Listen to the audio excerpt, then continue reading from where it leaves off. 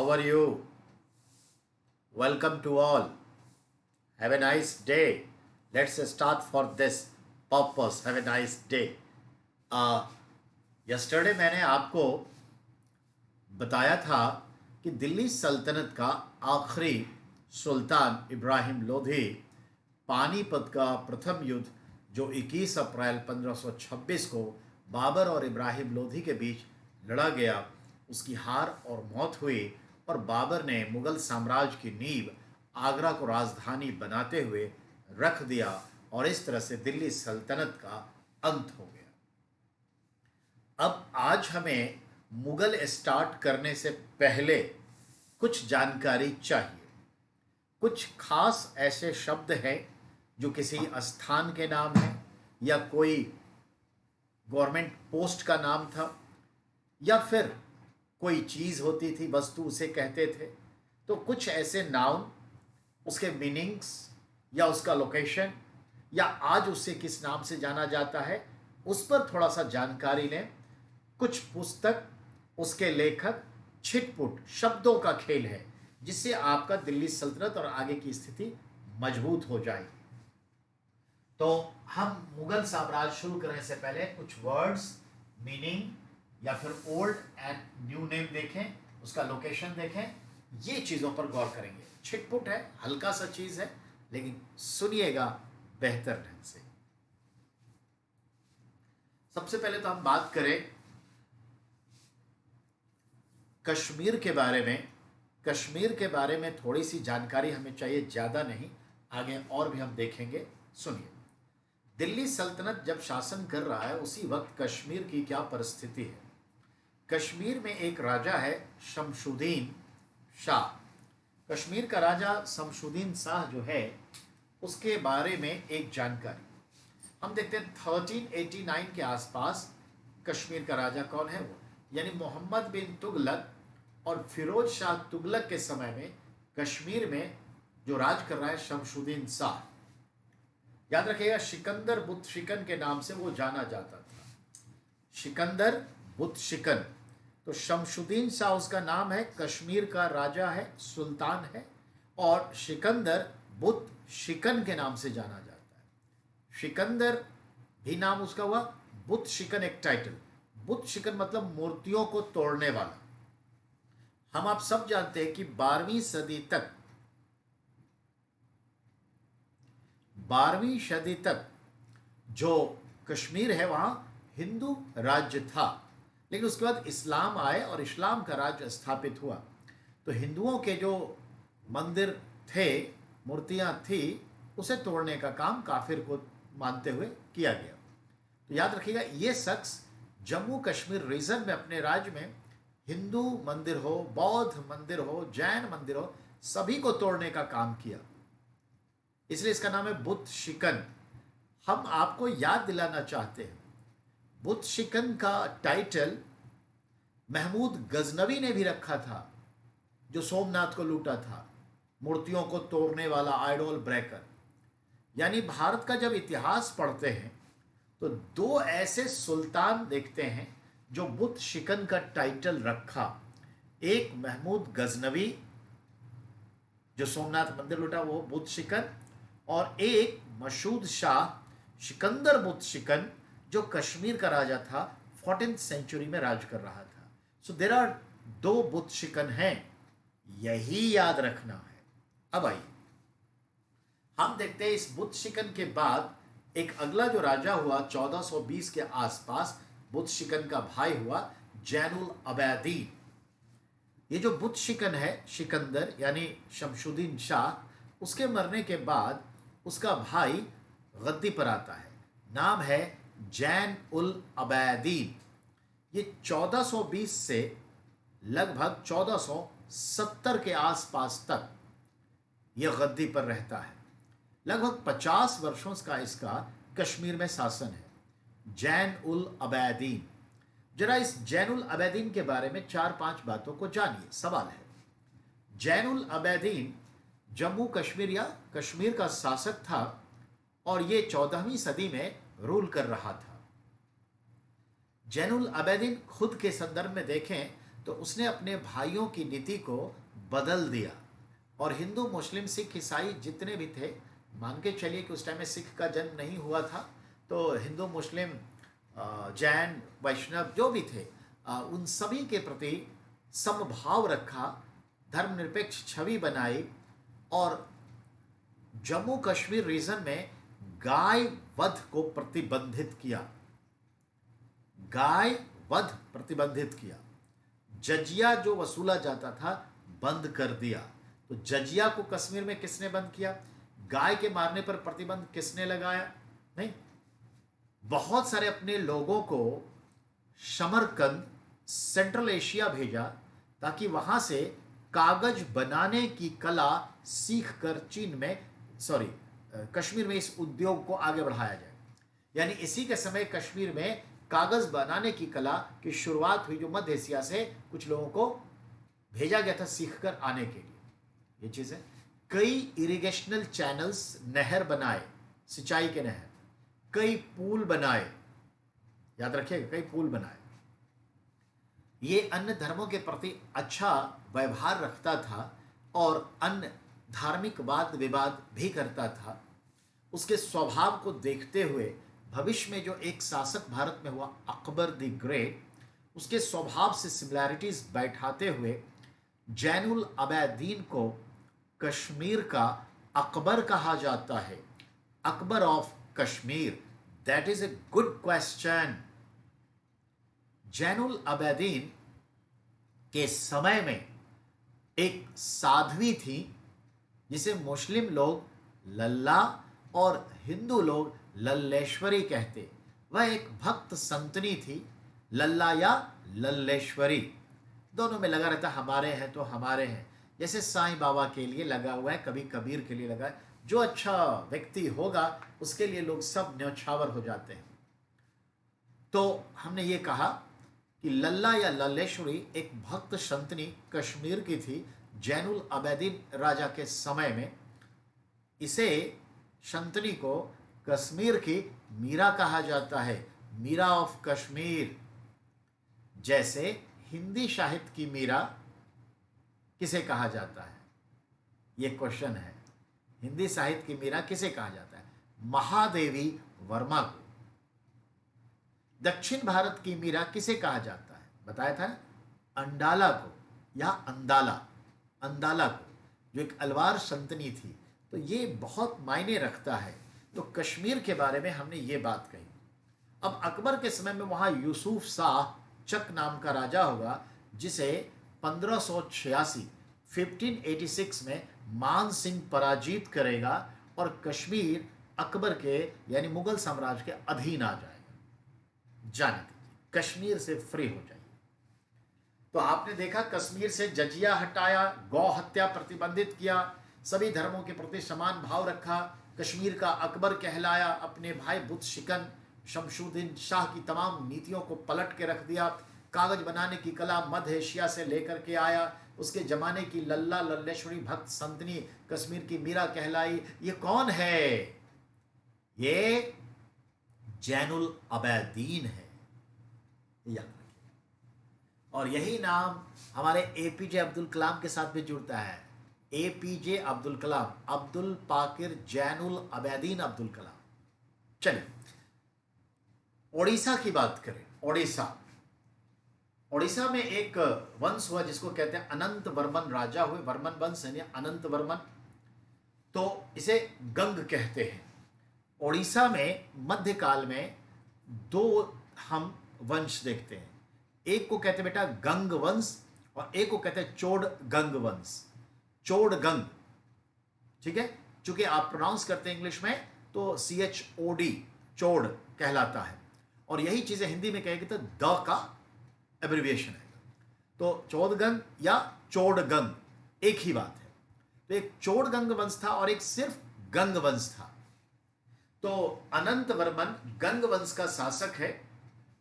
1076 से 1145 तक एक लंबा कार्यकाल है इसका, लगभग 70 साल शासन करता है।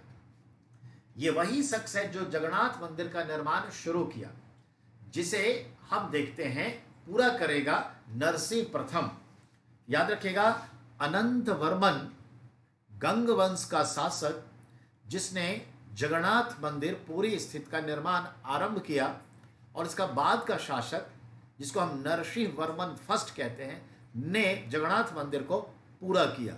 Good question. यानी 11वीं 12वीं सदी में जगन्नाथ मंदिर कंप्लीट हुआ।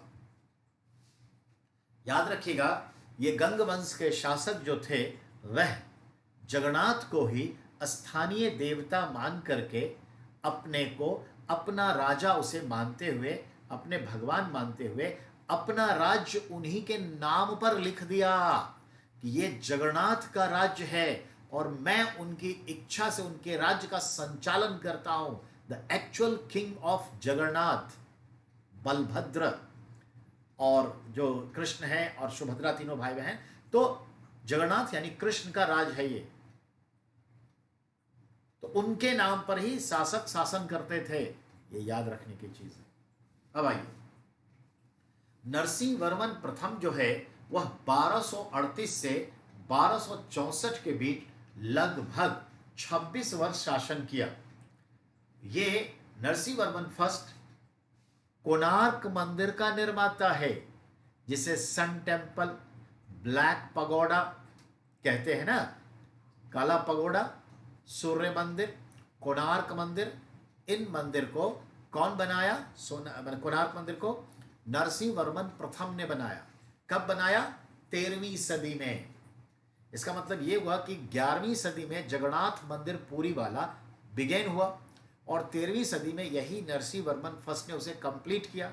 साथ साथ एक और टेम्पल कोणार्क डिस्ट्रिक्ट में आज है, ये समंदर के ही किनारे है, कोणार्क मंदिर बनाया। कोणार्क का अर्थ सूर्य होता है, सूर्य देवता का मंदिर है, सूर्य को समर्पित है। ब्लैक ग्रेनाइट से बना है, इसलिए ब्लैक पगोडा कहते हैं। पगोडा इसलिए कि मंदिर का जो ऊपर का विमान है, जो शिखर, वो रथ के हुड की तरह है, इसलिए ब्लैक पगोडा कहते हैं। याद रखिएगा, पॉइंट क्लियर, ध्यान दें। कोणार्क मंदिर जो है वह आपके यूनेस्को में लिस्टेड है। अब बेटा हम कुछ शब्दावलियों से खेलेंगे। ये जो चीज बताया ये, तो कश्मीर के बारे में 4-5 अच्छे सवाल आ गए, 3-4 सवाल ओडिशा के इस समय के बारे में आ गए, पैरेलल टाइम है। अब कुछ शब्द और उसकी व्याख्या ध्यान देंगे। जो अलाउद्दीन खिलजी था, जो हम लोग पढ़ चुके हैं, अलाउद्दीन खिलजी, वो महरौली और आसपास का उसका पूरा क्षेत्र दिल्ली, और उस वक्त जो छतरपुर है आज दिल्ली में, महरौली है, छतरपुर है, तो छतरपुर में एक मंदिर है, योग माया मंदिर। ये मंदिर का नाम है योग माया। इस मंदिर के बारे में कहते हैं पांडव जब यहाँ इंद्रप्रस्थ बसाए थे तो उस वक्त से ये मंदिर है। पांडव भी योग माया देवी की पूजा करते थे और भविष्य में अभी भी यहाँ पर पूजा होता है। राजीव गांधी हमारे प्राइम मिनिस्टर जब भी दिल्ली में रहे, प्रत्येक दिन सुबह योग माया मंदिर जाते थे, ऐसा सुनने को आता है। कहने का मतलब योग माया मंदिर बहुत ही पुराना प्राचीन मंदिरों में से एक मंदिर है, छतरपुर में है। और मध्यकाल में अलाउद्दीन के समय योग माया मंदिर को लेकर उस क्षेत्र का नाम, छतरपुर महरौली का नाम था क्या? योगनीपुर। क्या नाम था? योगनीपुर। जब आप इसे इंग्लिश में बोलेंगे तो योगनीपुरा। अब राजपूत राजा लोग जो थे अलाउद्दीन के समकक्ष समकालीन, जब वो अलाउद्दीन के साथ पत्र व्यवहार करते, करस्पॉन्डिंग करते, तब उसे एड्रेस करते अलाउद्दीन को, योगनीपुर के सुल्तान डैश डैश डैश पत्र लिखते। ध्यान दें, किसके समय में दिल्ली का नाम योगनीपुर था? अलाउद्दीन खिलजी के समय। इनमें से किस जगह को योगनीपुर कहा जाता? दिल्ली को। लेकिन अगर आपके 4 ऑप्शंस में दिल्ली भी हो, महरौली भी हो, तो किस पे टिक लगाएंगे? तो एग्जैक्ट लोकेशन की बात कर रहा है तो महरौली पे टिक लगाएंगे। अगर महरौली ऑप्शन में नहीं है तो हम ऑब्वियसली दिल्ली पर टिक लगाएंगे। किस सुल्तान को योगनीपुर का सुल्तान कहा गया है? अलाउद्दीन खिलजी को कहा गया है। समझ में आई हमारी बात बेटा? तो योगनीपुर मेहरौली है। कब?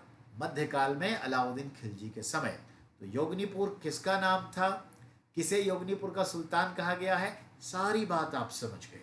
हॉट क्वेश्चन है ये सब, 10 इयर्स पलटिए, अंडरस्टैंडिंग में आ जाएगी बात। अब आइए ध्यान देगा, आप भी जानते हैं जो असम है उसका प्राचीन भारत में नाम क्या था? आप भी जानते हैं इसका नाम क्या था? कामरूप। इसकी राजधानी क्या कहलाती? प्राग ज्योतिषपुर। ज्योतिष विद्या का केंद्र था प्राग ज्योतिषपुर, तो ये याद रखना है, ठीक है। अब असम को देखते हैं, हम इसे एक और नाम से जानते थे, कामत। कामत भी एक नाम आया इस मध्यकाल में, कामत। चलिए अगला है जो आज का जयपुर है, उसका नाम क्या था? तो आप याद रखिएगा, इसका नाम क्या था? आमेर, ठीक है। जो उदयपुर है उसका नाम मेवाड़, जो जोधपुर है उसका नाम मारवाड़। ये 3 क्षेत्र हैं, याद रखना जरूरी है। अब आइए अगला शब्द चंपा। ध्यान देंगे चंपा क्या है? तो चंपा या अनाम, ये किसका नाम था प्राचीन काल में, मध्यकाल में? वियतनाम। ध्यान देंगे, ये जो वियतनाम देश है, वियतनाम का नाम चंपा था, उसी को अनाम भी कहते हैं। तो चंपा से अनाम समय के साथ वियतनाम पड़ गया, ठीक है। अब आइए अगला है कल्याणी। मध्यकाल में हैदराबाद जो आज है उसका नाम कल्याणी था, ठीक है। प्राचीन काल में इसका नाम नागमती था। वर्तमान हैदराबाद का प्राचीन भारत में नाम नागमती था, समय के साथ कल्याणी पड़ा। कहते हैं यहाँ नागवंश का राजा होता था, अपनी रानी नागमती के नाम पर इसका नाम रखा। फिर कहते हैं कल्याणी नाम पड़ा। इब्राहिम आदिल शाह की एक हिंदू पत्नी थी, अपने उस पत्नी के नाम पर इसका नाम रखा था कल्याणी। तभी तो कहते हैं कल्याणी के चालुक्य, बाद में चालुक्य वंश के पास भी आया। तो कल्याणी यानी हैदराबाद, और आज इसका नाम क्या है? हैदराबाद, ठीक है। हैदर के नाम पर हैदराबाद। तो ये बरन, बेटा आज जो उत्तर प्रदेश में एक शहर है बुलंद शहर, बुलंद शहर को मध्यकाल में बरन कहा जाता था, बरन। अगला है जो मिथिला है, उत्तर भारत में बिहार के उत्तर वाला पार्ट, यानी गंगा के उत्तर का जो क्षेत्र है जिसे मिथिला क्षेत्र कहते हैं, उसे एक नाम मिलता था क्या? तिरहुत। याद रखिएगा। ये जो जूनागढ़ क्षेत्र है गुजरात में, उसका नाम क्या होता था? गिरनार। जूनागढ़ को क्या कहते हैं? गिरनार। ये जो अलीगढ़ है उत्तर प्रदेश में, जहां पर एक कोयल नदी भी बहती है, इसके किनारे चंदावर का युद्ध 1194 में गौरी और जयचंद के बीच हुआ था। याद रखिएगा, एक ही बार पीसीएस ने पूछा था, यूपी पीसीएस ने, कि चंदावर का युद्ध किस नदी के किनारे हुआ? कोयल नदी के किनारे। और अलीगढ़ का एक नाम कोयल था, कोयल अलीगढ़ का नाम। अब आइए जो हमारे अलाउद्दीन है, उसके समय में दिल्ली में एक महल बना था जो एक हिंदू जमींदार ने बनाया था। अपने उस महल में 1000 खंभा, पिलर लगाया था, यानी 1000 पिलर पर उसका महल अवस्थित था। इसीलिए उसे याद रखिएगा, क्या कहा गया, नाम दिया गया था? हजार सूतन महल। बेटा 1000 सूतन, सूतन मतलब खंभा, हजार मतलब हजार, 1000 सूतन महल यानी कि 1000 खंभों वाला महल अलाउद्दीन खिलजी के समय का है, दिल्ली में था, अब नहीं है उसका। 12 खंभा, ये इल्तुतमिश के समय का उसका एक जमींदार था जो 12 खंभों पे टिके महल बनाया, उसको 12 खंभा कहा गया। वो तो 12 खंभा रोड भी है। चलिए, जो बंगाल है आज, उस जमाने में आज का जो उड़ीसा है, आंध्र प्रदेश है, बिहार है, वेस्ट बंगाल है और बांग्लादेश मिलके क्या होता? बंगाल। तो बंगाल का संदर्भ जो होता था वो उड़ीसा को थोड़ा छोड़ दीजिए, मध्यकाल के संदर्भ में आइए तो बंगाल का मतलब तीन। जो पूर्वी बंगाल होता था, जो आज बांग्लादेश है, उसे गौड़ कहा जाता। गौड़, वहां के लोगों को, जिस ब्राह्मण को वहां पे जमीन दान किया वो गौड़ ब्राह्मण कहलाए। जिनको सरस्वती नदी पर दिया सिंधु के पास, सारस्वत ब्राह्मण कहलाए। हम लोगों को मिथिला में दिया तो हम लोग मैथिल ब्राह्मण कहलाए। जिन्हें कन्नौज में जमीन दी गई वो कन्नौजी ब्राह्मण कहलाए, कानकुब्ज ब्राह्मण कहलाए। ऐसे ब्राह्मणों का विभेदीकरण भी होता चला गया बेटा। चलिए, मेरे कहने का तात्पर्य यह है कि साउथ जो बंगाल था, दक्षिणी बंगाल, उसे क्या कहते? राधा। और जो पूर्वी बंगाल था, गौड़। और जो उत्तरी पश्चिमी बच गया, बंगाल, ये नाम था।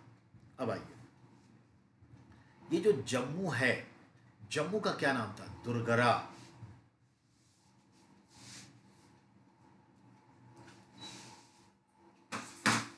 जम्मू का नाम दुर्गरा था। आज भी वहां एक जगह का नाम दुर्गरा है। तो जम्मू किस नाम से जाना जाता? दुर्गरा। अब आइए, ये जो गोवा है, मध्यकाल में गोवा का क्या नाम था? रेवती द्वीप। 1997 यूपीएससी आया हुआ सवाल, रेवती द्वीप। यहां पर एक वंश राज करता था, मूसक वंश। मूसक वंश रेवती द्वीप पर राज करता था। और पुर्तगाली इसे जब जीते, उससे पहले वो रेवती द्वीप ही कहलाता था। 1510 में से गोवा गोवा हम कहने लगे। अब आइए, ये जो हरियाणा है, हरियाणा में कुरुक्षेत्र है।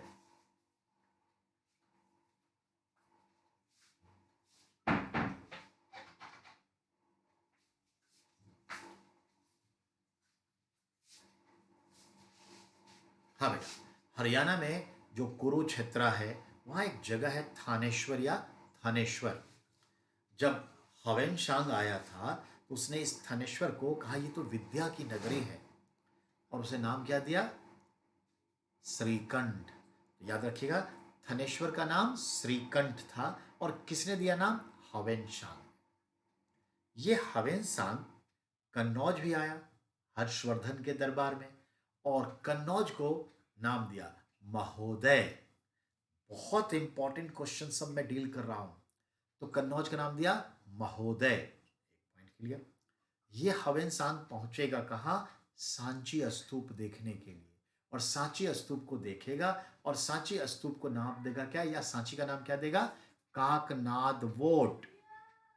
सांची का नाम काकनाद वोट। कन्नौज का नाम महोदय। थानेश्वर का नाम श्रीकंठ, विद्या की नगरी, मां सरस्वती, श्रीकंठ। याद रखिए। अब अगले पर आइए। अब कुछ उर्दू, अरबी, फारसी जबान है जिसका अर्थ समझना है। एक शब्द है बेटा मकतब, और एक शब्द है मदरसा। मकतब उर्दू भाषा का शब्द है जिसका अर्थ है primary school, nursery, pre primary, कुछ भी कह लीजिए, प्राइमरी स्कूल। ये इस्लामी जगत में शैक्षणिक दृष्टिकोण से जहां कहीं भी मस्जिद होता था, किसी गांव में, छोटे शहरों में मस्जिद, उसी के साथ साथ एक शिक्षालय भी चलता था जिसे मकतब कहा जाता। और गांव घर में ही लोग, शहर तो उतना नहीं थे लेकिन जहां शहर है, मस्जिद है, वहां पर लोग जो है शिक्षा लेते थे। तो प्राइमरी एजुकेशन को मकतब कहा गया है, और प्राइमरी एजुकेशन या संस्थान को मकतब कहा गया, जो मस्जिद से सटा एक विद्यालय होता था। उसके बाद जो बड़ी मस्जिद होती थी शहर में, उस बड़ी मस्जिद के साथ बड़ा स्कूल होता था, इसे मदरसा कहा जाता। मदरसा यानी कि हाई स्कूल। मदरसा यानी कि हाई स्कूल, याद रखिए। चलिए, अब अगले पॉइंट पर आइए। तो मकतब और मदरसा आप जान गए। अब मस्जिद जो होता है, वहां पर जो नमाज के लिए लोग आवाज देते हैं, ताकि जहां कहीं भी लोग हैं सुन ले और अल्लाह की इबादत में चला जाए। जरूरी नहीं है कि उसे मस्जिद आना है, जहां हो, जैसे हो, अगर आप अल्लाह की इबादत करना चाहते हैं, नमाज अता करना चाहते हैं, कर लीजिए, समय हो गया है पूजा का। तो समय हो गया, उसके लिए ये अलाप होता है, अल्लाह अकबर, ऐसे जो बोलते हैं, ठीक है ना। कबीर, हमारे जो संत कबीर हुए, यहाँ नहीं समझे या फिर हम अधूरे हैं। वो कहते हैं, काकर पाथर चून के मस्जिद लियो चिनाए, तेपे चढ़ मुल्ला बाग दे, क्या बहरा हुआ खुदाए। यानी कंकर पत्थर जोड़ करके तुमने मस्जिद तो चिना लिया, बनवा लिया, और उसके मिंबर पे, मीनार पे चढ़ करके अल्लाह अकबर जो आवाज लगाते हो, क्या अल्लाह तुम्हारा बहरा है? मन किया, सबके अपने दृष्टिकोण है जीवन के। ये अल्लाह को नहीं पुकार रहे। जैसे हम हेलो हाय करते थे, राम राम जी, जय श्री कृष्णा, राधे राधे कहते हैं ना, हेलो क्यों बोले, यही हेलो है, ये चीज है।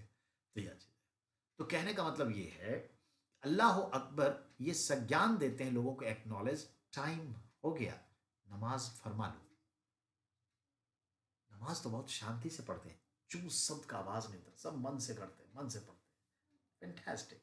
तो ये ध्यान में रखिएगा। अब लाउड स्पीकर से हो रहा है तो दूर तक पहुंचने के लिए, लेकिन आज सबके पास घड़ी है, सब अंडरस्टैंडिंग में है, सब जानकार हैं, सब अवेयर हैं, खुद अलार्म लगा के रख सकते हैं, सबके पास घड़ी है। तो ये चीज़ है। एक ज़माने तक देखते हैं टाउन में एक घड़ी होती थी, टावर वगैरह जो होता था शहर के बीच में, उस टावर पे घड़ी लग जाती थी, या सायरन बजता था समय समय पर अब तो सब कुछ है। तो अब लाउड स्पीकर से नहीं भी देंगे अजान तो कोई फर्क नहीं पड़ेगा। एक समय की जरूरत थी, अब कोई जरूरत नहीं। पर चलिए, लाउड स्पीकर सिर्फ अजान देने के लिए नहीं होता, अजान पुकारने के लिए होता है। देखिए तो एक्चुअली तो ये अजान नहीं दिया जाता, लेकिन क्या करेगा, चलिए, लोग अलग अलग सोच रखते हैं, तो हम ऐसा नहीं सोच रहे। चलिए आगे बात करते हैं। अब एक शब्द है बेटा, जो मैंने कहा ना, जो अजान पढ़ते हैं, अजान यानी लोगों को कॉल करते हैं, उन्हें मुअज्जिन कहते हैं। यह अच्छा सवाल है, आ चुका है। मुअज्जिन यानी अजान का वक्त हो गया है, यह सूचना देने वाला, जो मस्जिद से सूचना देते हैं, उस व्यक्ति विशेष को क्या कहते हैं? मुअज्जिन। अब आइए, अगला है बेटा नायब। एक शब्द है नायब। नायब का इंग्लिश में अगर देखें तो SUB, सब। हिंदी में देखें तो उप। उप मतलब छोटा, सब मतलब छोटा, वाइस मतलब छोटा, नायब मतलब छोटा, यानी किसी बड़ी चीज से छोटा। अर्थात इंस्पेक्टर, सब इंस्पेक्टर, निरीक्षक, उप निरीक्षक, president, vice president, chancellor, vice chancellor, कुलपति, उप कुलपति, राष्ट्रपति, उपराष्ट्रपति। सब समझ गए ना? ठीक वैसे ही उर्दू की जबान में नायब का मतलब उप होता है।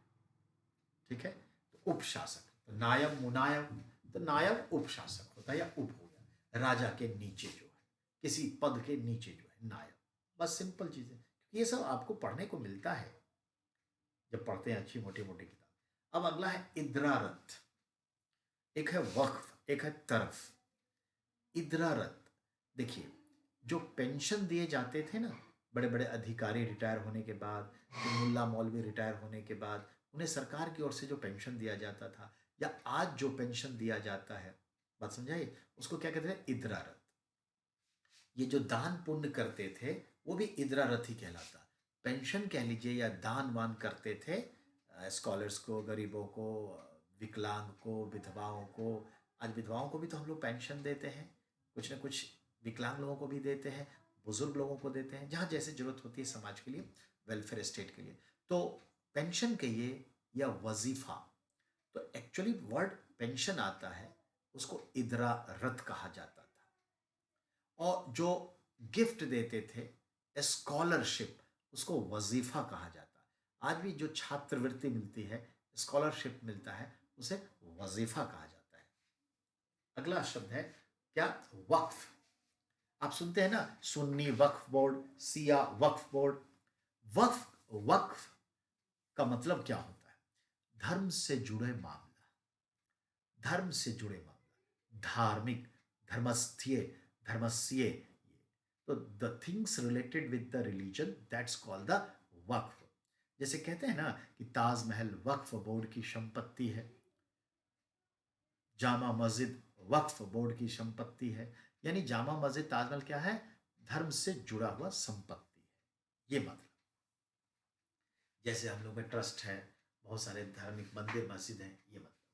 अगला शब्द है बेटा तरफ। और तरफ का मतलब होता है प्रोविंस, राज्य।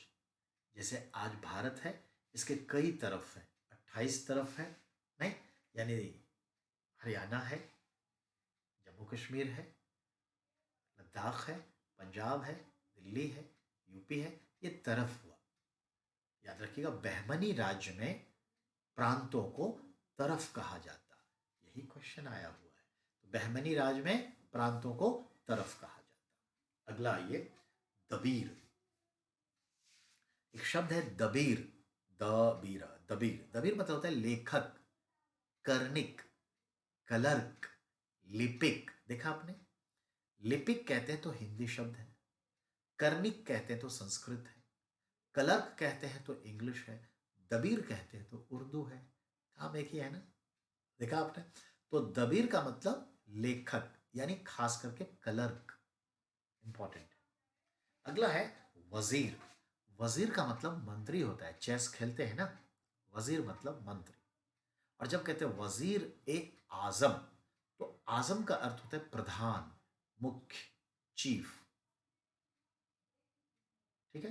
तो वजीर ए आजम, प्रधानमंत्री। समझ में आए? प्रधानमंत्री, वजीर आजम। सदर का मतलब होता है प्रमुख, सदर, प्रमुख।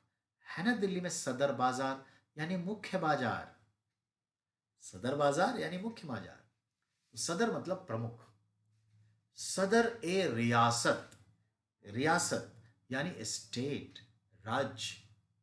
तो सदर ए रियासत, राज्य का प्रमुख, राष्ट्रपति। यही तो कहा जाता है ना पाकिस्तान में, सदर ए रियासत। यही दो शब्द 1960 से पहले हमारे जम्मू कश्मीर में थे। वहां के गवर्नर को सदर ए रियासत और वहां के चीफ मिनिस्टर को वजीर आजम कहा जाता। इंदिरा गांधी ने कहा बंद करो इसे, इंदिरा गांधी ने इसे समाप्त करवाई।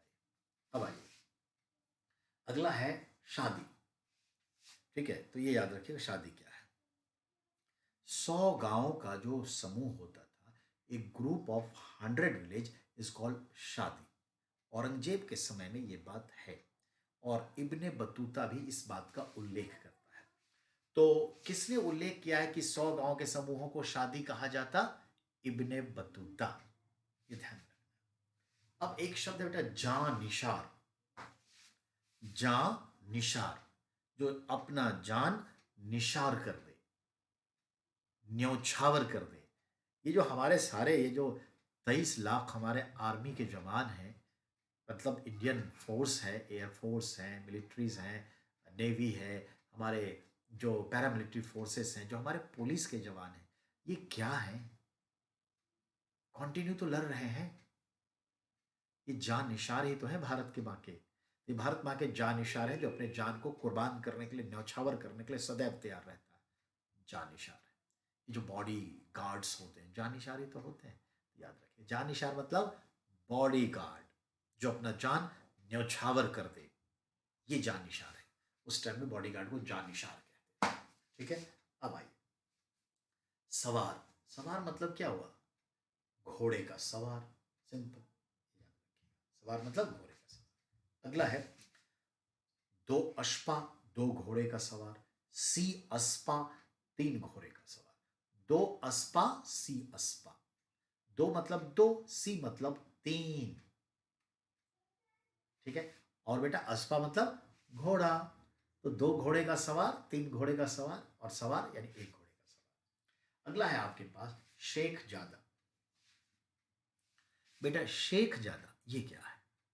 ऐसे हिंदू धर्म के लोग, या जैन, सिख, कोई भी धर्म के लोग, गैर मुसलमान, जो समय के साथ मुस्लिम धर्म को अपना लिए, वह क्या कहलाते थे? शेख जादा। यानी ऐसे मुसलमान जिनके, देखते हैं, अन्य धर्मों से या हिंदू धर्मों से परिवर्तित करके इस्लाम में आए, तो उनको शेख जादा कहा गया है। ठीक है ना? ये ध्यान रखिए। अब आइए, अगला है आपका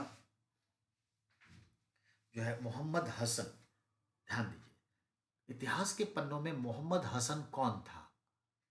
अमीर खुसरो का एक्चुअल नेम मोहम्मद हसन है। ये यूपीएससी पूछता है। तो अमीर खुसरो का एक्चुअल नेम मोहम्मद हसन, इसको भी जाने दीजिए। फिर है आपका, बताया था ना चंगेज खान का एक्चुअल नेम तीमूचीन खान, ठीक है, जाने दीजिए। अब आइए, निजामुद्दीन औलिया, बताया था ना दिल्ली के सूफी संत, जिन्हें दिल्ली की आवाम उन्हें प्यार से क्या कहती? महबूब ए इलाही। उसे एक टाइटल क्या मिला था? महबूब ए इलाही। दूसरा, इंसान ए कामिल, संपूर्ण, पूर्ण इंसान, आई मीन रेमंड से कंप्लीट मैन 1925। तो वैसे समझिए, तो इंसान ए कामिल कहलाए। और उनका जो है शेख उल इस्लाम भी कहलाते थे। तो शेख उल इस्लाम, तो शेख उल इस्लाम, इंसान ए कामिल, महबूब ए इलाही उर्फ निज़ामुद्दीन औलिया, ये सब नाम उन्हीं के थे। अब आइए, ये अबुल फजल का नाम तो सुना होगा। अकबर के जो नवरत्न थे, 9 रत्न, उनमें एक अबुल फजल था जो इतिहासकार भी था। और अबुल फजल ने कुछ किताबें लिखी और कुछ को ट्रांसलेट किया। अकबरनामा और आइन ए अकबरी और आइन अकबरी सेकेंड, यानी अकबरनामा जो है वो क्या है, 2 नहीं 3 वॉल्यूम में लिखा गया है। पहले नाम का नाम अकबरनामा है, दूसरे का नाम आइन ए अकबरी 1 अकबरी 2 है। तो 3 पार्ट में लिखा है। तो इसको किसने लिखा? अबुल फजल ने लिखा। बाबर नामा नाम की जो पुस्तक है, जो एक्चुअली तजु के बाबरी का ट्रांसलेशन है पर्शियन लैंग्वेज में एज ए बाबर नामा कॉल्ड, किसने लिखा? इसी ने लिखा। तो अबुल फजल जो शख्स है, उसका एक्चुअल नाम क्या है? यूपीएससी पूछा है, नेट पीजीटी में आया हुआ है। तो अबुल फजल का नाम था मोहम्मद बिन हुसैन अल बहरी। मोहम्मद बिन हुसैन अल बहरी ये नाम था। अब आइए, अब देखते हैं, एक शब्द आता है बेटा काजी। काजी का मतलब है जज। और एक शब्द आता है मुफ्ती। मुफ्ती कौन है? तो याद रखिएगा, मुफ्ती जो है, जो इस्लामिक कानून के ज्ञाता थे, scholars of Islamic law and good explainer, यानी इस्लामिक लॉ के व्याख्याकार, जो कानून की व्याख्या करे, जो धार्मिक हो या कोई भी कानून हो, इस्लामिक कानून की व्याख्या करे, उसे मुफ्ती कहा गया है। ठीक है। अब आइए, एक शब्द होता है हाफिज। हाफी मियाँ लोग कह देते हैं उसको हाफिज। हाफिज मतलब क्या है? जब इस्लाम में लोगों की मृत्यु हो जाती है तो कब्र में दफनाते हैं उन्हें। उस टाइम में अल्लाह से दुआ फरमाते हैं कि इसकी आत्मा को शांति मिले, क़यामत के दिन कुछ अच्छा हो, जो भी वो फरमाते हैं, हम तो उतना नहीं जानते। तो जो व्यक्ति विशेष कलमा, इस चीज़ को कलमा कहते हैं, ये जो दुआ करते हैं, कलमा पढ़ते हैं, उसे हाफिज कहते हैं। तो मृत्यु के बाद सब दफनाने के समय अल्लाह से जो इबादत करने वाला व्यक्ति होता है, उसकी आत्मा की शांति के लिए उस दुआ को कलमा कहते हैं। और कलमा पढ़ने वाले व्यक्ति विशेष को हाफिज कहा जाता था। ये ध्यान रखिएगा। अब आइए, जो अगला जो शब्द है आपका, जो वजीर होता था ना, मंत्री, तो वजीर का जो ऑफिस होता उसे क्या कहते हैं? दीवान ए तिजारत। ध्यान देंगे, दीवान ए तिजारत, यानी वजीर का जो मंत्रालय है, ऑफिस है, उसे दीवान ए तिजारत कहते हैं। शद्र सह सुदूर, यानी धार्मिक कार्य विभाग, यानी जो रिलीजियस वर्क को देखने वाला मिनिस्ट्री था, उसे कहा जाता सद्र सह सुदूर, यानी धर्मस्व विभाग, रिलीजियस डिपार्टमेंट। दीवान ए, ठीक है, मुख्त खराज। दीवान ए मुख्त खराज, दीवान मतलब मैंने पहले कहा एक सिटिंग है, एक बैठक है। और दीवान का मतलब ये एक मिनिस्ट्री है, एक डिपार्टमेंट है। कहते हैं ना दीवान बना दो, दीवान लगा दो, यानी जहां बैठक है, एक पर्टिकुलर जगह जहां लोग बैठते हैं, बातचीत करते हैं, दीवान। वही दीवान आज घर का दीवान हो गया सारा, धीरे धीरे धीरे धीरे। ठीक है। तो याद रखना है, मैंने क्या कहा? दीवान है मुख्त खराज, ये एक डिपार्टमेंट था रेवेन्यू डिपार्टमेंट का, वह विभाग जो बकाया वसूल करने के लिए बनाया गया था। ठीक है, यानी याद रखिएगा, बकाया जो बाकी था, पेंडिंग रेवेन्यूज अमाउंट को कलेक्ट करने वाले पर्टिकुलर डिपार्टमेंट को दीवाने मुख्त खराज कहा गया है। ये अलाउद्दीन खिलजी के समय में बनाया गया था दीवाने मुख्त खराज।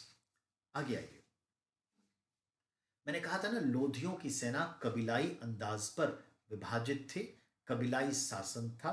बिल्कुल। अब आइए, बलवन युद्ध में क्या समझता? 1 एलिफेंट इजकल टू 500 हॉर्सेस, ये पूछा हुआ है। और बलवन जब मरा था ना, मैंने कहा था ना बलवन स्पीच देने में बिल्कुल हिटलर जैसा था। हमारे एक RS त्रिपाठी नाम के इतिहासकार हुए, उन्होंने बड़ा क्लियर लिखा कि बलवन जब भाषण देता था तो लोगों में समा बांध देता था, हिटलर जैसा भाषण देता। ठीक है। दूसरा, यही चीज हम देखते हैं कि बलवन जब डेथ किया तो बलवन के चाहने वाले जो लोग थे 40 डेज तक बेड पर नहीं सोए, जमीन पर सोया। चारपाई पलंग पर नहीं सोए, चौकी पर, जमीन पर सोया। 40 days after the death of बलवन। और बलवन के जनाजे में उस जमाने के हिसाब से 2000, 10,000, 50 जो भी थे, लाखों थे, मतलब लाखों लोग शरीक हुए बलबन के जनाजे को ले जाने में। और लोग धूल उड़ाते थे अपने बदन पर, हाय बलबन, हाय बलबन, हाय बलबन, मातम मनाते थे। अंदाज वही जो ईरान के रेवोल्यूशनरीज फोर्स के चीफ को जब अमेरिका ने 1 या 4 जनवरी को मार गिराया तो 20 लाख से ज्यादा लोग इकट्ठा हुए थे। बिल्कुल वैसे ही जैसे हमारे तिलक 23 जुलाई 1920 को नहीं रहे हमारे बीच, नहीं सॉरी 1 अगस्त 1920 को नहीं रहे हमारे बीच। ठीक है, तो उनके जनाजे में 20 लाख के आसपास लोग इकट्ठा हुए थे। और यही जब हमारे बंगाल के बाघा जतीन थे, जतीन दास उर्फ बाघा जतीन, जो 63 डेज तक जेल में खराब खाने को लेकर के भूख हड़ताल किए, 64वें दिन उनकी इंतहा हो गई, डेथ कर गए। उसे बाघा जतीन कहा जाता है भारतीय इतिहास में। Hot question. जब उनका जनाजा बंगाल आया, 20 लाख से ज्यादा लोग उनके जनाजे में शरीक हुए। बात समझ आई? ये है बाघा जतीन। खैर, तो कहने का मतलब ये है कि ऐसे बहुत सारी चीजें, बाला साहब ठाकरे जब मरे तो 10 लाख से ज्यादा लोग इकट्ठा हुए थे बंबई में। समझ आई बात? तो धन यही है एक्चुअली। चलिए आगे की बात करें। अगला एक शब्द है बेटा आपका, जो ये तो हाँ, अगला है बेटा जो दिल्ली सल्तनत और बाद में मुगलों का जो सैनिक का प्रबंधन था, सैन्य प्रबंधन, वो दशमलव प्रणाली पर आधारित था, जो मंगोलों की प्रणाली थी, दशमलव प्रणाली। ये दशमलव प्रणाली खासकर मंगोलों के सॉरी थे, और जिसे हम मुगल बादशाहों में देखते हैं। क्या? जरा गौर से सुनिए। एक घुड़सवार है तो 10 घुड़सवार हुए, 10 घुड़सवार मिलकर के उसका जो चीफ होगा, ऑफिसर, वो कहलाएगा क्या? एक सरखेल। तो 10 घुड़सवार मिलकर के एक यूनिट बना जिसका नाम था क्या? एक सरखेल। 1 सरखेल इजकल टू 10 हॉर्स राइडर या हॉर्स राइडर या सवार।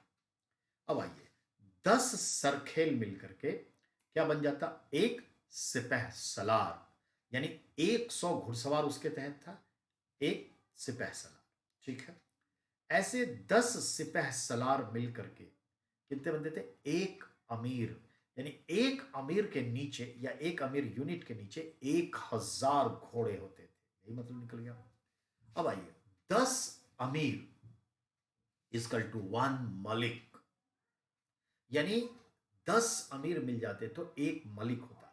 यानी 10,000 फौज के ऊपर एक मलिक नाम का अधिकारी होता, या यूं कह लीजिए 10,000 फौज के टुकड़े को मलिक कहा जाता, और उसका एक अधिकारी मलिक कहलाता। ठीक है, अब आइए, 10 मलिक मिलकर के क्या हो जाता? एक खान। 10 मलिक इजकल टू 1 खान। यानी 10 मलिक, 10 दाएं 100, यानी 1 लाख घुड़सवार के दस्ते को क्या कहा जाता? एक खान। और उसके चीफ को क्या कहा जाता था? नेतृत्व को खान। समझ में आई बात? और जब ऐसे 10 खान मिल जाते तो क्या कहला? खान एक खाना, अब्दुल रहीम खान एक खाना। याद करिए, मुगल में, नवरत्न में, रहीम के तो है खाने खाना। तो 10 लाख फौज का चीफ। अंडरस्टैंड किया बात को? सबसे पहले क्या आया बेटा? सवार। एक सवार है, ठीक। 10 सवार से एक सरखेल, 10 सरखेल से एक सिपह सलार, 10 सिपह सलार से एक अमीर, 10 अमीर से एक मलिक, 10 मलिक से एक खान, 10 खान से एक खाने खाना। शब्द को याद रखिए, घुड़सवार, सरखेल, सिपह सलार, अमीर, मलिक, खान। 6 लेवल पे हमने आपको दिखाया। याद रखना है, हॉट क्वेश्चन आता है ये सब। अब आइए, अगला है हमारा, जो भूरासव वसूली होती थी फिरोज शाह तुगलक के समय, इसे कॉन्ट्रैक्ट पे दे दिया गया। Collection of revenue during Firoz Shah Tughlaq given on contract, यानी इजारेदारी यानी ठेकेदारी प्रथा पर दे दिया। ठेका दे दिया कि इतना चाहिए, इतना वसूल के दे दो, बाकी तुम जितना वसूल लो। उसका भी एक लिमिटेशन दे दिया, ये मतलब। अब एक शब्द है गैरत श्री, ठीक है? एक शब्द है गैरत श्री। बेटा, दिल्ली सल्तनत के समय में जो नॉन मुस्लिम्स, खासकर हिंदू लोग थे, उनके जो झगड़े झंझट, दीवानी फौजदारी मुकदमे वगैरह होते, जिसे सुलझाने का काम राजा करता, सुल्तान करता, तो उनके मुकदमे को किस किताब और उत्तराधिकारी या कानून के हिसाब से करें? तो हिंदुओं का शुरू से ही एक अपना नियम था जिसे कहते हैं गैरत श्री। तो हिंदुओं के मुकदमे, न्यायिक प्रणाली गैरत श्री पर आधारित थी। इसी की व्याख्या करके सजा सुनाने का काम मुस्लिम रूलर ही करते, उन्हीं के काजी करते, लेकिन उन्हें किस आधार पर हमें फैसला सुनाते? गैरत श्री के आधार पर। जैसे शरीयत के हिसाब से मुसलमानों को सुनाया जाता, गैरत श्री के आधार पर हिंदुओं को सुनाया जाता। ठीक है ना?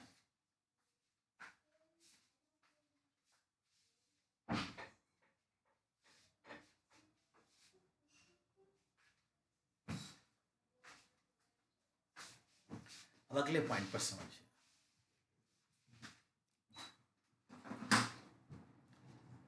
एक शब्द आता है मुहत्सिब। क्या आता है शब्द? मुहत्सिब। मुहत्सिब का अर्थ क्या है? ध्यान से सुनिएगा। नैतिक आचरण की देखभाल करने वाला।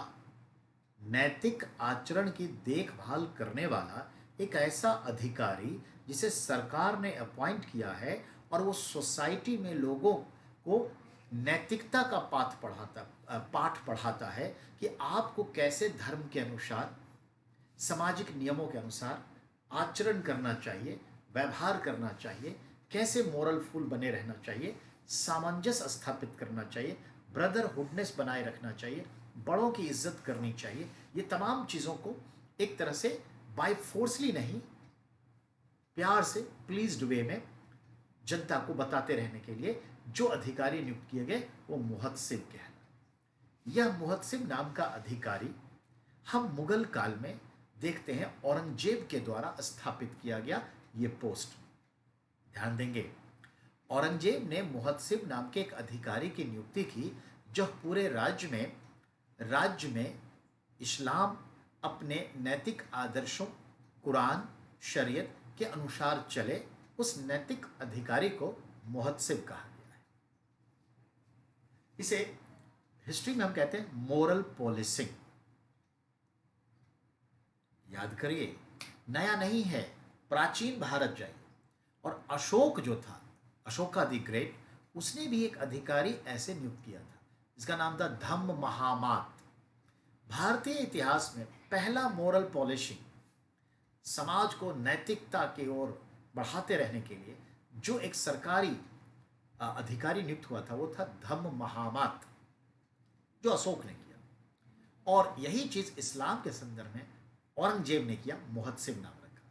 तो ये दोनों क्वेश्चन हाईलाइटेड हैं। 1 मिनट आता, 2 मिनट के ब्रेक से।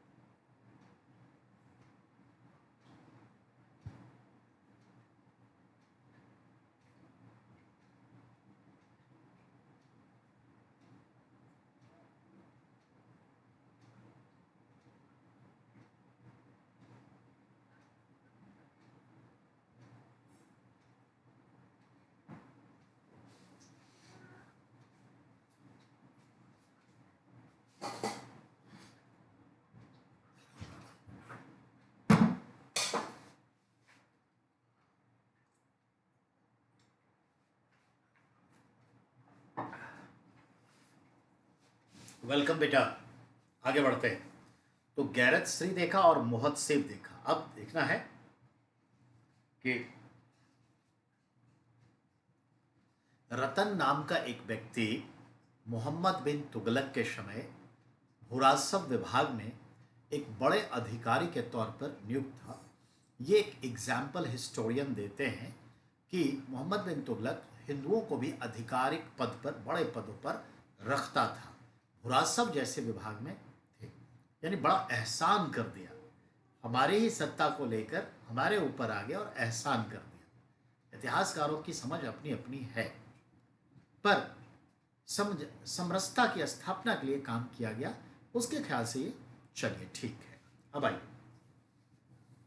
अगला हम देखते हैं।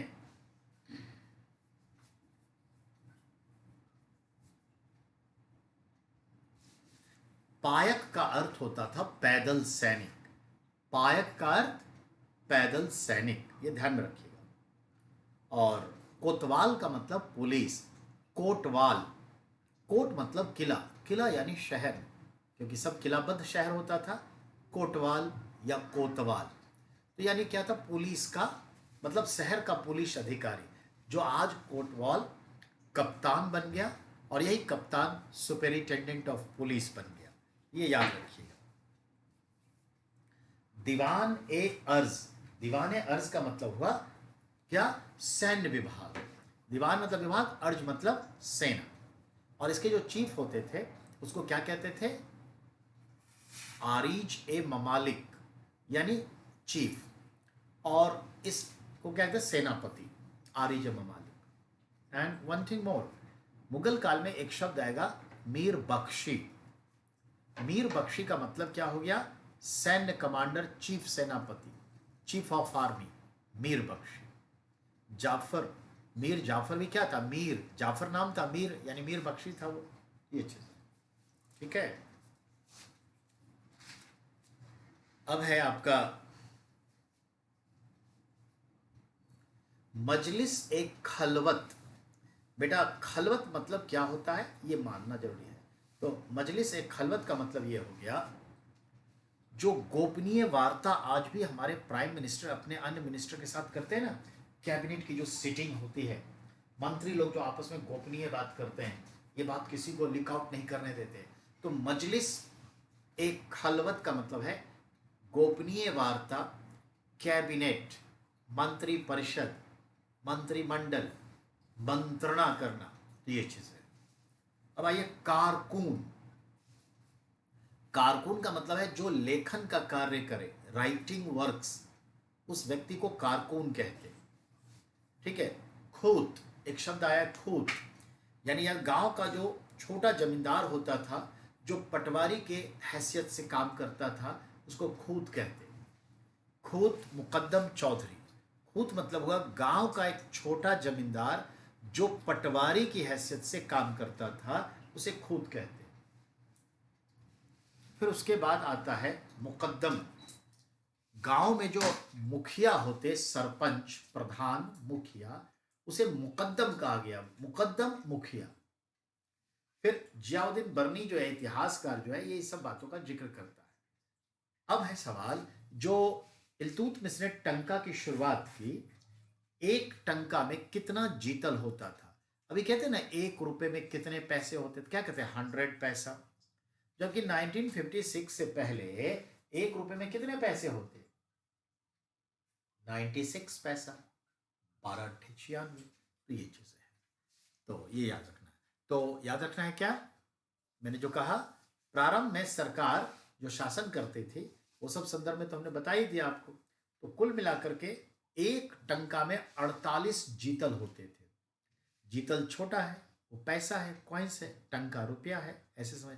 1 रुपए में जैसे 100 पैसा होता है, तो उस टाइम में एक टंका में 48 जीतल होता था। इस तरह से आपने कुछ शब्द, उसके अर्थ को समझने की कोशिश की।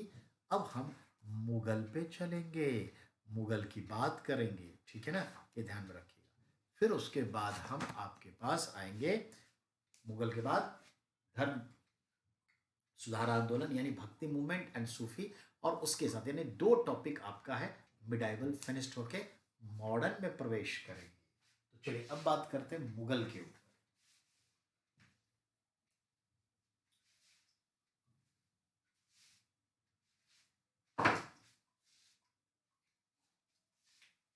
हमारा टॉपिक है बेटा, टॉपिक मुगल एम्पायर यानी मुगल साम्राज्य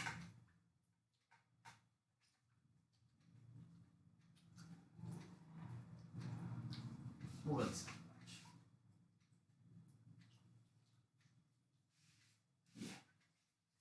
अब ये मुगल साम्राज्य जो है कब से कब ये देखा जाए, 21 अप्रैल, ठीक है, 21 अप्रैल 1526 एडी से लेकर 1857 एडी तक ये मुगल साम्राज्य का टाइम था। एक पॉइंट हो गया। डिवाइडेड इन 2 स्टेज या 2 फेज।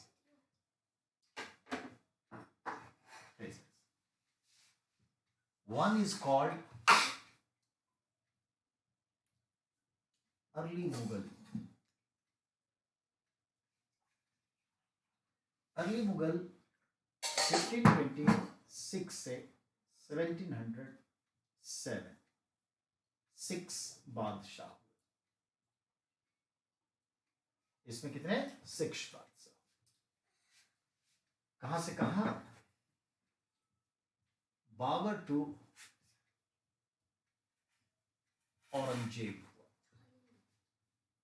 ठीक है। दूसरे को क्या कहा गया है? Second phase is called later Mughal empire. Later इसकी टाइमिंग 1707 एडी से लेकर 1857, ये आपके सामने में आ गए। इसमें कितने हो गए? 11 बादशाह।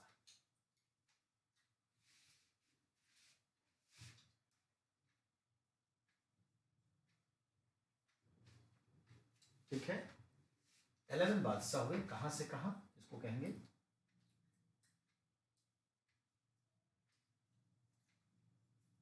बहादुर शाह फर्स्ट से लेकर बहादुर शाह सेकेंड उर्फ जफर तक। 11। ये अर्ली मुगल है, प्रारंभिक मुगल। इसको पूर्व और इसको कहते हैं परवर्ती, ठीक है, या उत्तर मुगल। और बेटा इसे एक और नाम से जानते हैं, the time of king. The time of king maker, इसे क्या कहा जाता है? किंग मेकर का समय।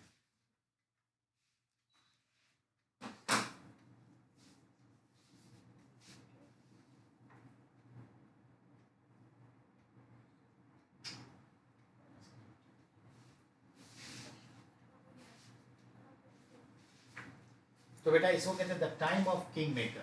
किंग मेकर का समय क्या है, ठीक है। ये जो फर्स्ट है बेटा ध्यान देना है, ये जो अर्ली है ये आ जाता है मिडाइवल इंडिया में।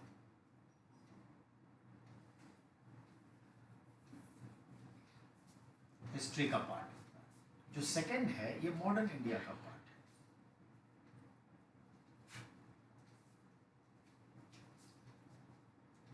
तो बेटा ध्यान दीजिएगा, दोनों का अगर टाइम देखें तो अलग अलग है, ठीक है। इस तरह से देखते हैं, दोनों को मिला करके कुल बादशाह हो गए। टोटल बादशाह कितने होंगे वो देखिए।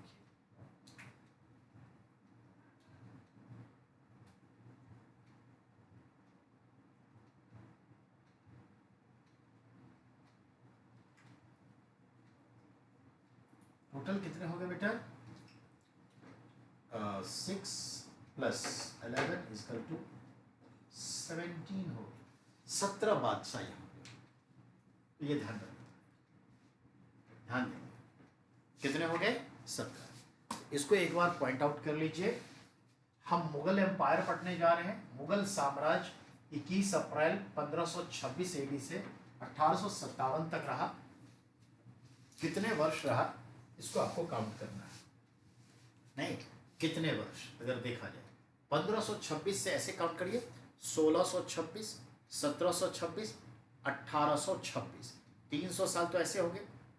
26, 36, 46, 56, 57 में चला गया तो 31 वर्ष आ गया, तो 331 आ गया। अब इस 331 में बीच में एक गैप है 1540 से 1555, ये शेरशाह सूरी का सूरवंश का 3 राजाओं का समय है, तो 15 साल को माइनस कर दीजिए तो कितना हो गया बेटा 331 माइनस 15 तो कितने हो गए 316, यही निकल के है ना 316 वंश का शासन, तो 360 अगर देखा जाए तो शासन कितना हुआ 300, 15 हो गया ना बेटा, ठीक है 31 तो उसमें से निकाल दीजिए 15, ठीक है तो 16 वर्ष 316 ईयर्स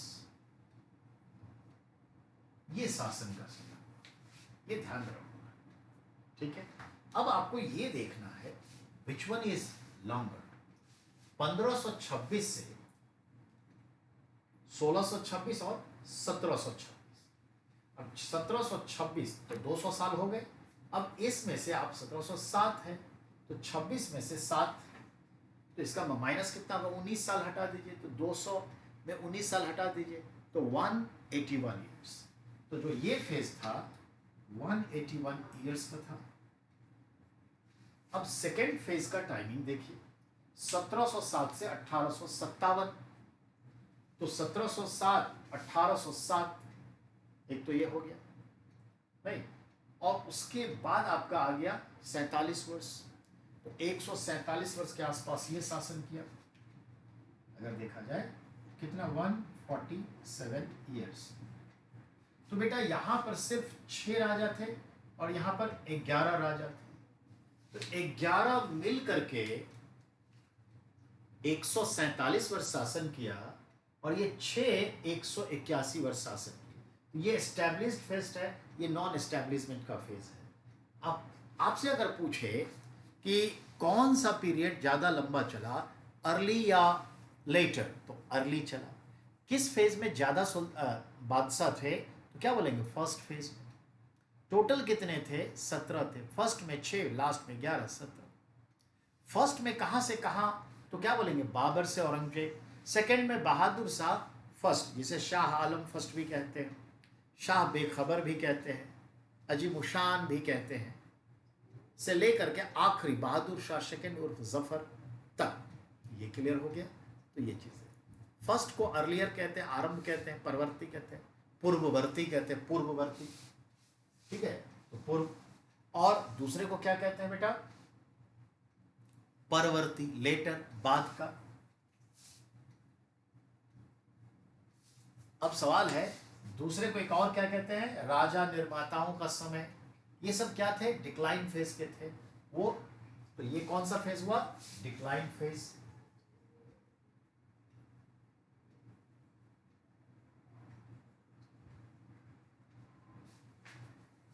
तो डिक्लाइन फेज यानी पतना अवस्था है ये, तो ये पतन का अवस्था है बेटा। कौन सा सेकेंड वाला। यहां तक जान गए ना। अब हम बात करते हैं इसके आगे। मैं इसे मिटाऊंगा, इससे आगे बात करूंगा, ठीक है। तो इसको मिटा रहा हूं, इसको समझ गए होंगे मिटाना है।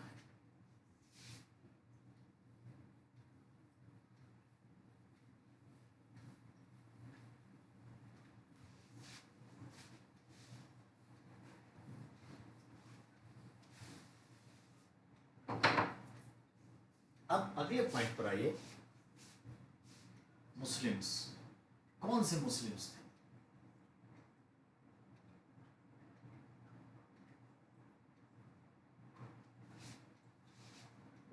देखिए बेटा इस्लाम में बेसिकली 2 धाराएं हैं, 2 सेक्ट है, एक सुन्नी एक शिया। जो मोहम्मद साहब के एजुकेशन को एज इट इज फॉलो करते हैं वह सुन्नी कहलाते हैं।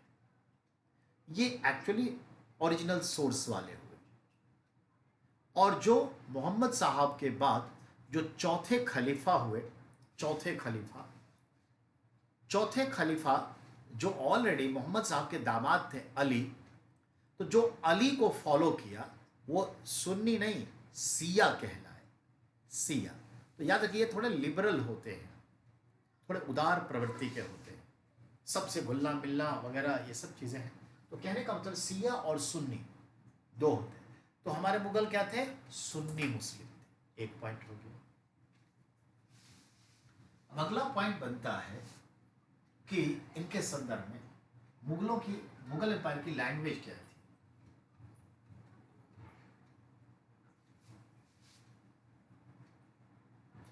यानी राजभाषा,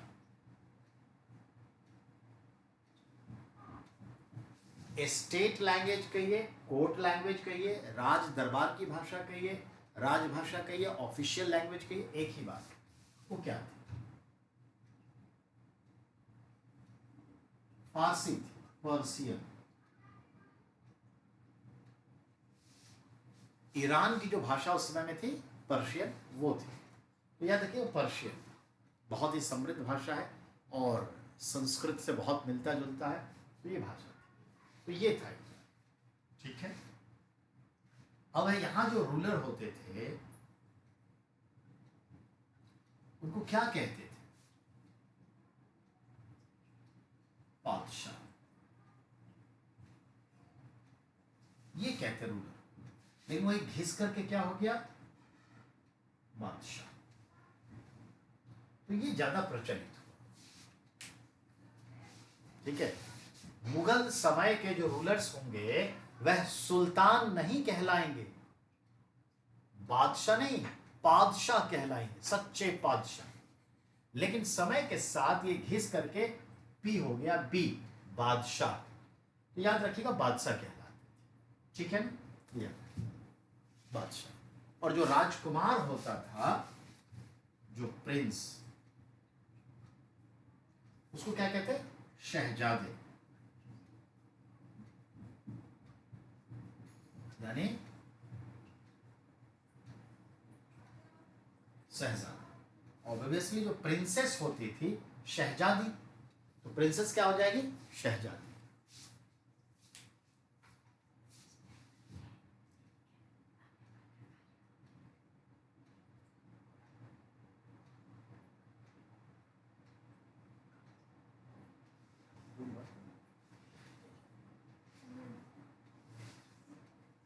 ठीक है, शहजादा शहजादी कहलाते हैं। यहां तक समझ में आ गई बात। अब हम देखें मुगल के सोर्स, मुगल के सोर्स पर जरा बात। ये तो समझ गए होंगे, मिटाया जा सकता है।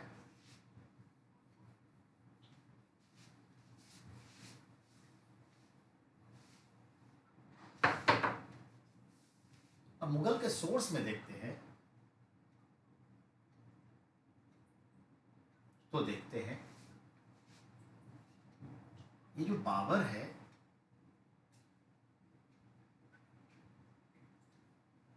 इस बाबर का दो पार्ट में हम लेके चले। बाबर के फादर की तरफ से देखें, फोर फादर जिसे कहते हैं, इंसिस्टर्स कहते हैं, फोर फादर। तो फादर का नाम है उमर शेख मिर्जा, ये ध्यान में रखना। और अगर फादर से हम इंसिस्टर्स की ओर जाए, फोर फादर की ओर बढ़े, तो लास्ट क्या मिलता है? वो मिलता है आपका तैमूर खान, यानी तैमूर लंग। याद आ गया 1398 में जो दिल्ली पर आक्रमण किया था तैमूर लंग। तो बाबर का जो फोर फादर का खानदान जाता है वो ये, ठीक है। इसलिए बाबर पिता की तरफ से क्या कहलाता है? तो इसलिए मुगल को क्या कहते हैं? मुगल को कहते हैं खान दान ए तैमूरिया। ध्यान देंगे,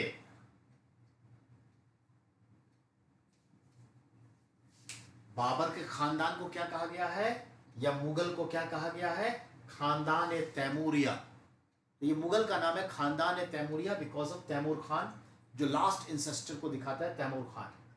और बाबर का जो फादर है वो उमर शेख मिर्जा, और उसके फादर करते हुए तैमूर तक जाएगा। एक पॉइंट हो गया। अब आइए, ये कहां से बिलोंग करते थे, बिलोंगिंग कहां से थी, तो याद रखिएगा, Fergana state, Samarkand, between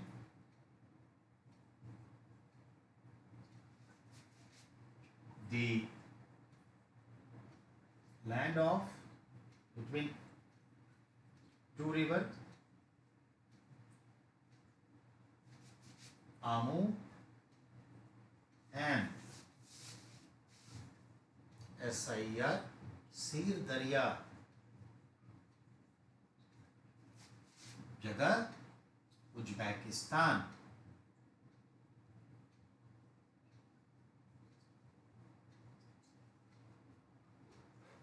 Uzbekistan कहाँ बेटा, सेंट्रल एशिया। यहां से बिलोंग करता था बाबर का फैमिली, बाबर। तो ये हुआ। अब मां की तरफ से देखें तो जो मदर है बाबर की मां, उसका नाम क्या है, कुतलुग ख्वाजा निगार खां, या कुतलुग निगार खां, ये उसकी मां का नाम है, पॉपुलरली नॉन चगताई बेगम।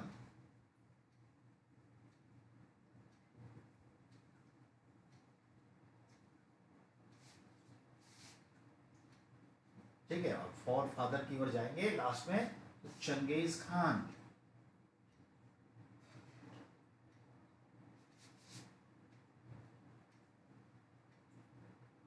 Mongol king.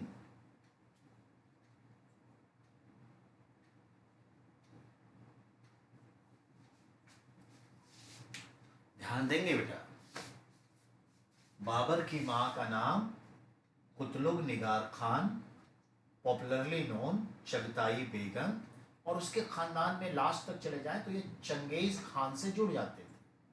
Genghis Khan Mongol king था, हम लोग पढ़ चुके हैं इल्तुतमिश में चंगेज खान। तो याद रखिएगा, इस तरह से बाबर के खानदान ने अपने आप को क्या कहा, मुगल। तो मंगोल से मुगल हुआ, ठीक है, मंगोल से मुगल हुआ, ये ध्यान में रखना। Point clear. तो ये जो आपका इंपॉर्टेंस है, ये कहां से बिलोंग किया, तो ये दो सिस्टम यहां पर आए। तो मुगल बेटा, समय के साथ मुगल शब्द इंग्लिश के डिक्शनरी में एक वर्ड बन चुका है। मुगल का मतलब होता है ग्रेट, बड़ा मुगल है, मीडिया मुगल, ये मुगल, एजुकेशन मुगल, ये। तो मुगल का मतलब आज ग्रेट भी है। तो मुगल शब्द का मतलब ग्रेट है, ये याद है। तो यहाँ तक आ गए। तो इस तरह से इस जगह पर पहुँच गए, बैकग्राउंड आपका तैयार हुआ। लेकिन अभी जो 2-3 मिनट है उसमें आगे बढ़ने की स्थिति, चले 2 मिनट की एक चीज़ है उसको हम देख लें। इसको मिटा दूं बेटा, ठीक है, दोनों तरफ से देख लिए, बाबर का मिटाया जा सकता है।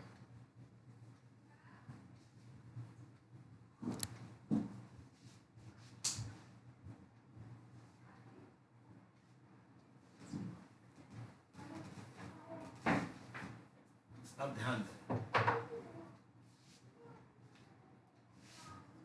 जो बाबर है वो 1504 में कैप्चर्ड काबुल। काबुल को कब्जे में कब लिया, 1504। काबुल किसकी राजधानी थी, अफगानिस्तान की। कौन से नदी के किनारे, बैंक ऑफ काबुल, और काबुल नदी को क्या कहते थे? क्रुभा। हमारे ऋग्वेद में काबुल नदी का नाम क्या है? ऋग्वेद में क्रुभा। ठीक है, क्रुभा ये चीज है। और ऐसे काबुल। अच्छा, ये जो काबुल है बेटा, काबुल का प्राचीन भारत में क्या नाम था? कपीशा। क्या नाम था? कपीशा। और कपीसा को किसने फाउंड किया था? Founded by Alexander the great. You know everyone, Alexander the great. ये ध्यान रखिएगा, अलेक्जेंडर द ग्रेट ने जो है कपीशा को एस्टैब्लिश किया था, ये ध्यान रखिएगा। और जिसे 1504 में तो भारत पर जब आक्रमण किया कौन? बाबर। तो आक्रमण जो किया तब वो कहां का राजा था? वैसे फरगना का था। ठीक है, अब आइए यहां तक समझ गए। बाबर का जो बर्थ है बेटा, वो कब हुआ तो मालूम है? 14 फैब 1483 एट फरगना। देखिए, बाबर का जन्म कब हुआ? वैलेंटाइन डे पे 1483 को। कोरोनेशन। कोरोनेशन का अर्थ होता है बेटा राज्यभिषेक।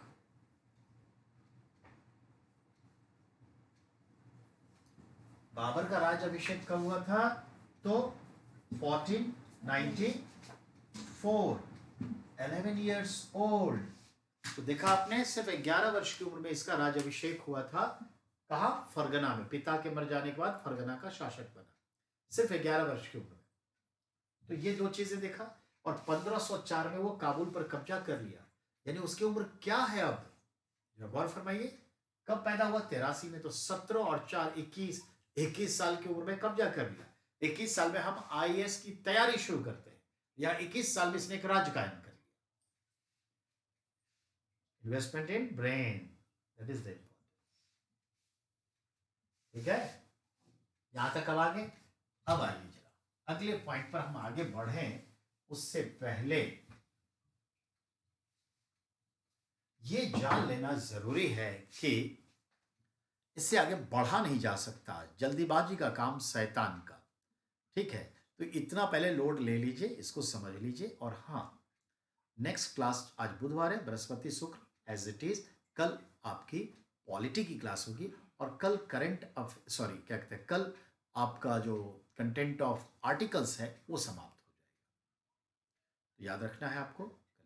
इसको यहीं छोड़े, एकदम सही जगह पे छोड़ें, कोई हर्ज नहीं है। अब जो आएंगे तो हम पानीपत के युद्ध के बारे में भी बता देंगे आपको कि 50,000, 6,000, 12,000। ठीक है, पहली बार तोप का इस्तेमाल, तीरंदाजों को खाई। ठीक है, तुगलगामा पद्धति, रूमी खान कौन था, ये वॉटेवर वो सब बता दूंगा। ठीक है, भीड़ा का किला पानीपत के युद्ध से पहले 5 बार वो भारत पर आक्रमण कर चुका था। All these are we have to discuss till then.